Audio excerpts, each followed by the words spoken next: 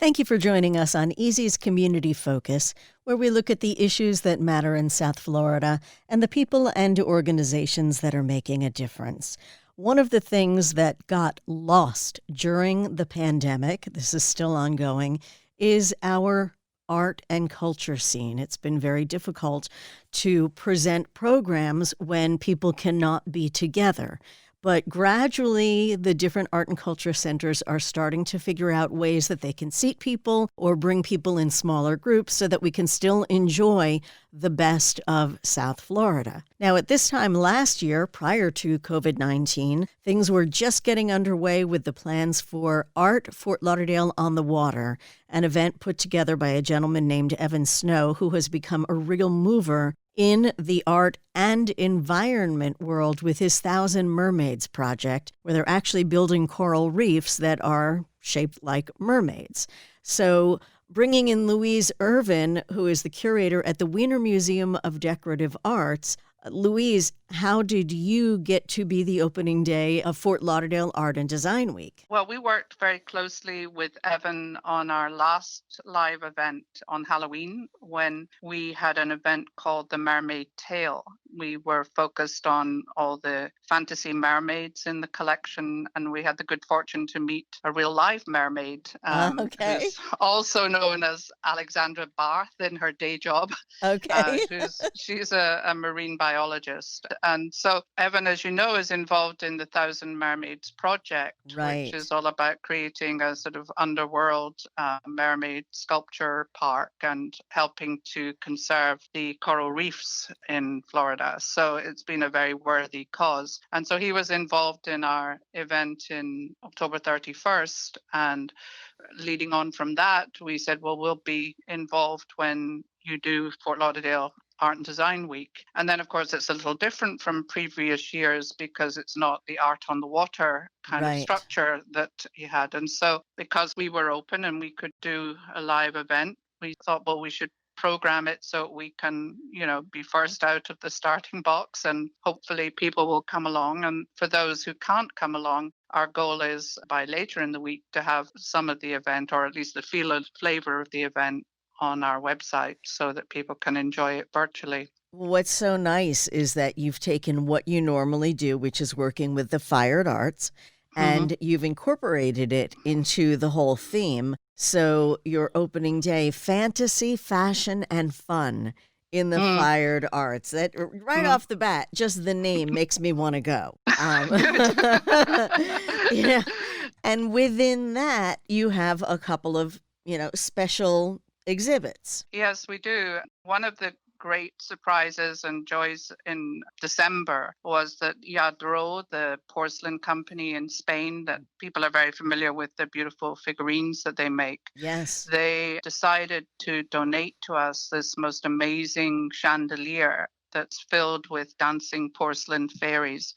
It's called the Niagara, and inspired by the waterfall, the fairies dance in twinkling lights in like a semblance of a waterfall. So we moved and installed the fairy chandelier into our Fantastique exhibition where it's transformed the show and it's the centerpiece of that show. And so we thought it would be fun to create a sort of lighting ceremony on the 16th to start showing it to the public. And we had the good fortune also to meet local artist Dave Rosenthal.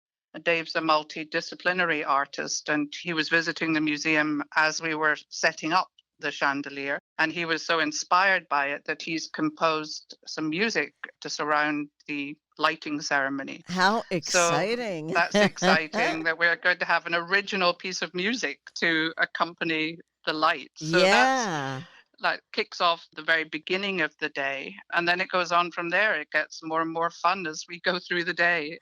The other artists that we have that we're celebrating that through the fair is a lady called Chelsea Russo. She's been associated with WMODA for some years now.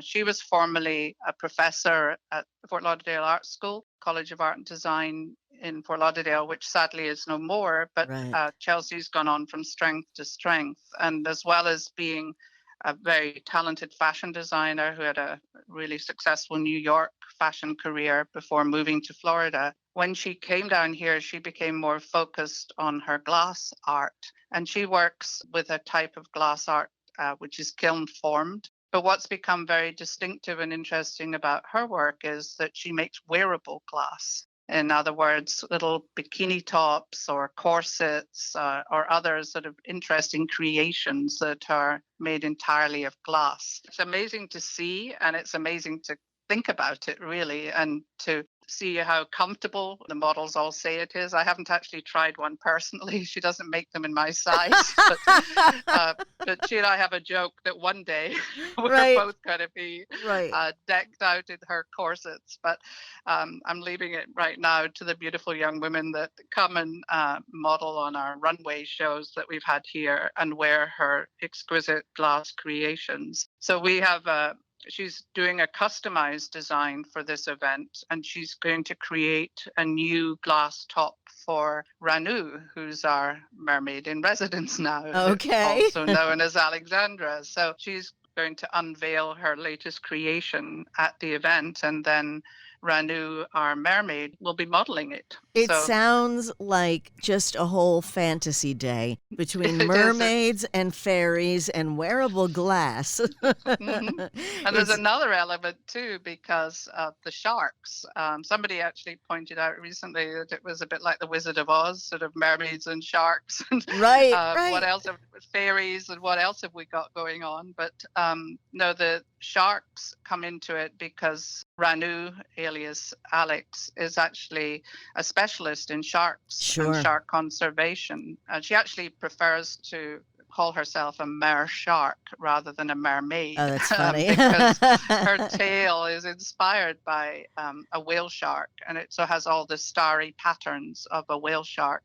So Chelsea's looked and studied those patterns, and that's what she's translating into the customized bikini top for Ranu. So we're looking forward to seeing that, and then Chelsea can talk about her work. It's really amazing how she gets the glass to mold around the female form and can customize it to many different shapes and sizes. So that's really fun. And then Ranu herself is going to talk about her work in shark conservation, but she has a fun way of engaging particularly kids younger and the young at heart, right. with her stories of what it's like to be a mermaid. And but this time she's doing a little story called The Monkey and the Shark, which is actually an old African folk tale, which worked really well with our ceramic art exhibit of Ardmore from South Africa. So she's going to be telling about this mischievous monkey meeting a shark, which will then segue into the more serious side of the science. But should be a lot of fun for younger audiences with our activities and so on. And it also allows people to see our Ardmore exhibition, which has been a great hit, a safari for the soul. And so they can enjoy all the African art from the Zulu ceramic creators that we have on display, and then, can go around and see all the different elements. So we're kind of doing it in 3 sections. We're doing from 10 to 12.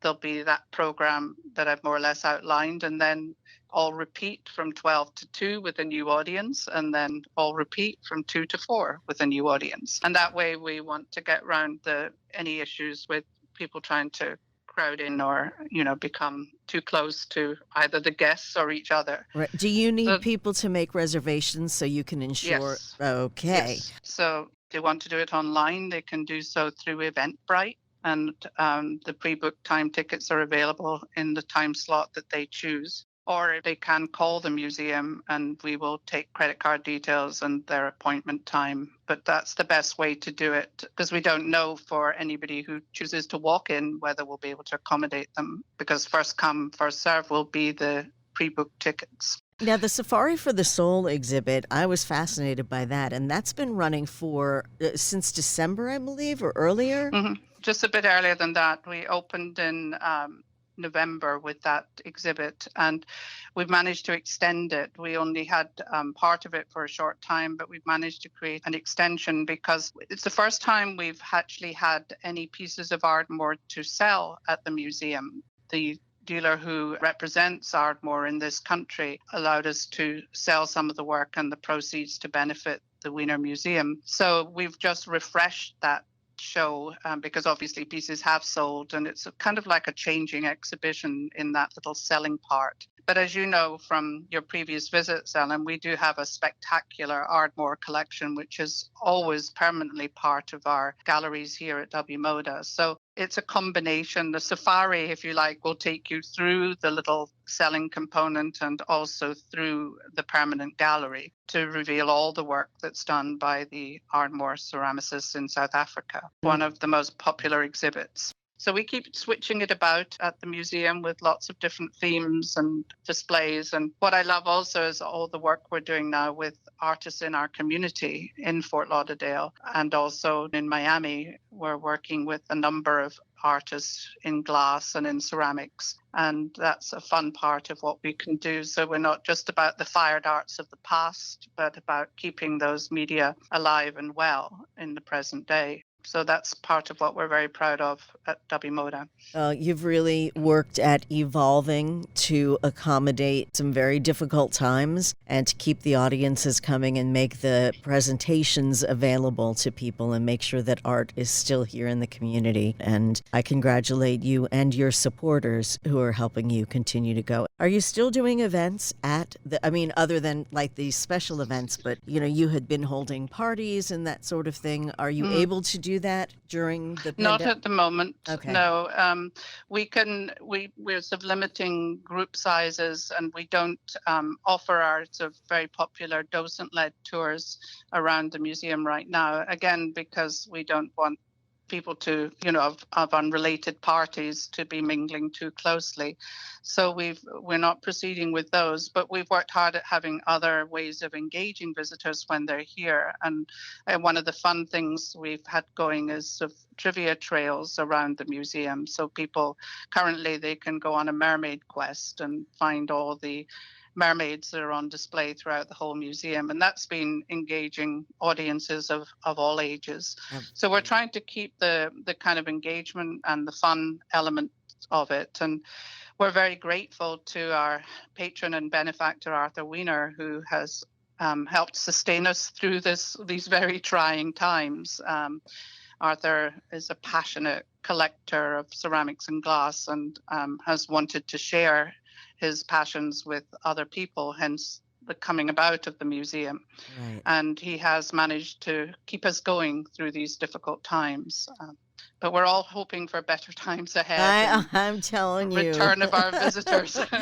So it's the first day, January 16th, opening day of Fort Lauderdale Art and Design Week, and the opening day event at the Wiener Museum of Decorative Arts called Fantasy, Fashion, and Fun in the Fired Arts with your Yadro Lights Up WMODA, Fashion and the Fired Arts, and Fantasy, Art, and Science, and of course the ongoing exhibit. When's the final day to see A Safari for the Soul? Actually, the following Saturday, January 23rd, for the little selling component of it. But as I mentioned, we do have a wonderful ongoing exhibition of Ardmore.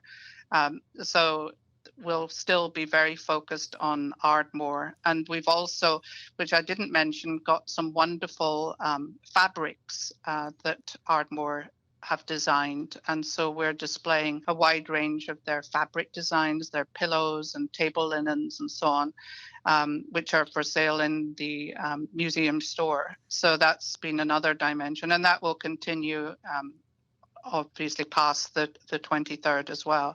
So we wanted to extend it at least for the duration of the Fort Lauderdale Art and Design Week, but there still will be an Ardmore presence ongoing at WMODA. Wonderful.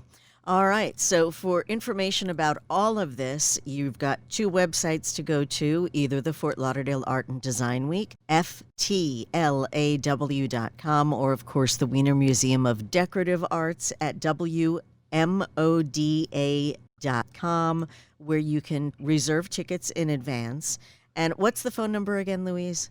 954-376-6690. And when someone's calling to reserve their session, and pay for their ticket in advance? Should they ask for someone in particular? No, whoever answers their call will be able to take all their details and take the credit card information, and everything will move on from there. Okay, and we also have this up on our website at easy93.com. Well, I'm excited about starting the year off in style. First show of 2021, and I thank you for all you're doing. Curator at WMODA, Louise Irvine, thank you so much for your time. You're very welcome. Lovely to speak to you again, Ellen. It always is. Thank you, Louise.